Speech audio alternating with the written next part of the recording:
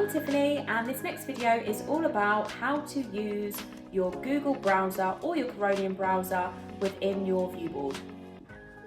In this video we're going to look at using the ViewBoard without any devices connected. There are a selection of different apps that you can use. The app that we're going to look at today is within your app folder, and it is the Google. So Google search is just allowing you to search for websites that you may want to look at.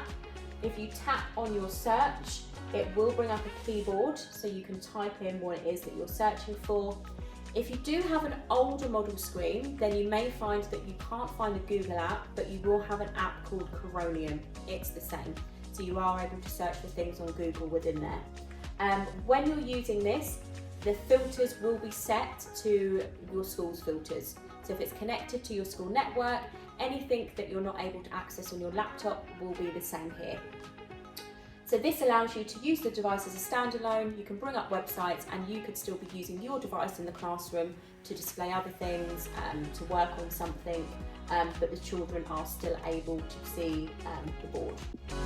Thank you for watching this video, and I hope that you found it useful.